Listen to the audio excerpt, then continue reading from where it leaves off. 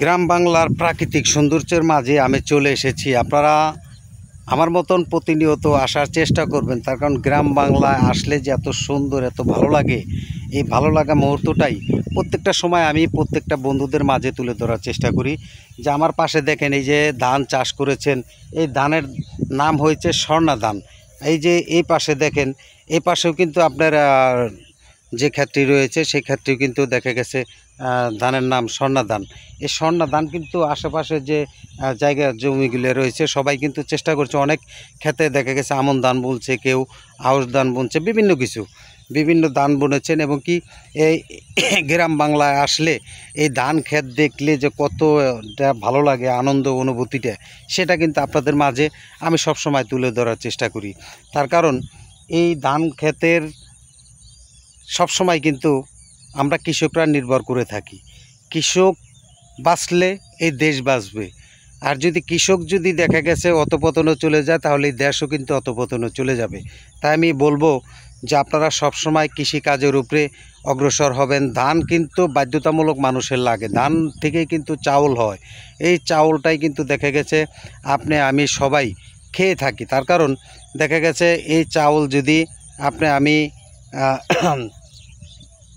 রোপণ করতে চাই, তাহলে কি করতে হবে? আগে আমার ধান চাষ করতে হবে। এই ধান চাষ করার আগে সর্বপ্রথম করতে হবে চারা রোপণ করতে হবে। যখন আপনি ধানের চারা রোপণ করবেন, এই চারা থেকে তখন আবার এই ধান খেতে লাগাইতে হবে। লাগানোর পরে দেখা গেছে আপনার সেই চারা থেকেই কিন্তু যখন রোপণ করবেন, রোপণ করার পরে এই ধান কিন্তু অনেক বড় হবে। বড় হওয়ার পরে কিন্তু আস্তে আস্তে ধানের থোর ধরবে, ধরার পরে সেই থোর থেকেই কিন্তু ধান সৃষ্টি হয়। এই যে ধান দেখেন, কাঁচা ধান এটা যখন পাকবে তখন কিন্তু দেখা গেছে আপনার আরও সুন্দর লাগবে, ক্ষেতটা দেখতেও সুন্দর লাগবে। এখন ধান কাঁচা রয়েছে, যার কারণে তেমন একটি সুন্দর নাই।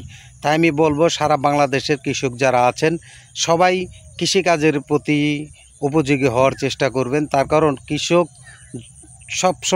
কৃষকরা সবসময় মানুষের কাজে আসে কেমন? কৃষকরা যদি ধান চাষ না করে, তাহলে এই দেশে কিন্তু ধানের কিন্তু হাহাকার পড়ে যাবে। এই কৃষকরা ধান চাষ করেন বিদায় দেশে কিন্তু পর্যাপ্ত পরিমাণ খাবার থাকে। আর আমাদের দেশে দেখা গেছে প্রতিনিয়ত কিছু না কিছু সংকট হয়ে থাকে, কিন্তু এই ধান চাষ পর্যাপ্ত পরিমাণ হওয়ার কারণে আমাদের দেশে বর্তমানে 18 কোটি মানুষ।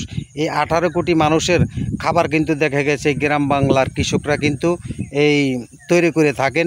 কেউ ইরি ধান বুনে, কেউ বিভিন্ন ধরনের, কেউ 27 ধান বুনে, কেউ 29 ধান বুনে, কেউ স্বর্ণা ধান বুনে, বিভিন্ন রকমের ধান আছে। ধান দেখা গেছে কেউ আমন ধান, আউশ ধান, বুরু ধান, বিভিন্ন ধরনের ধান চাষ করে থাকেন বিদায় দেখা গেছে এই গ্রাম বাংলা এবং কি বাংলাদেশে খাদ্যের কিন্তু কোনো সময় ঘাটতি পড়ে না। আর যখন কৃষকরা যদি দেখা গেছে আপনার ধান চাষ যদি তেমন না করতো, তাহলে দেখা গেছে এই দেশের খাদ্যের ঘাটতি থাকতো। আর খাদ্যের ঘাটতি না থাকার কারণে এই দেশে এত মানুষ থাকার পরেও এই দেশের মানুষ কিন্তু ভালো আছে, বিশেষভাবে বাংলাদেশের মানুষ ভালো আছে। অন্য দেশের মানুষ কতটুকু ভালো আছে সেটা আমি জানি না। তাদের দেশে কিন্তু এরকম ধান চাষ কোনো সময় হয় না। তারা কিন্তু বাইরের রাষ্ট্রের উপরে নির্ভর করে দেখা গেছে তারা কিন্তু দেশ চালায়। বাইরে থেকে খাবার রপ্তানি করতে হয়, মানে চাউল রপ্তানি করতে হয়। চাউল রপ্তানি করলে দেখা গেছে আপনার সেই দেশে মানুষ খেতে পারে, কিন্তু আমাদের দেশে কিন্তু সেটা নয়। আমাদের দেশে এই গ্রাম বাংলার মানুষ কৃষকরা দেখা গেছে আপনার ধান চাষ করেন বিদায় দেখা গেছে আমাদের দেশে পর্যাপ্ত পরিমাণ খাবার থাকে। সকল কৃষকদের প্রতি আমার পক্ষ থেকে লাল গোলাপের শুভেচ্ছা। সবাই এই ধান চাষ করার চেষ্টা করবেন, তবে বিশেষভাবে স্বর্ণা ধান চাষ করার চেষ্টা করবেন। এই স্বর্ণা ধানের ভাত কিন্তু অনেক সুস্বাদু, যারা খেয়েছেন একমাত্র তারাই বলতে পারবেন। আমিও খাইছি, আপনারাও খাবেন। সবাইকে ধন্যবাদ। আসসালামু আলাইকুম।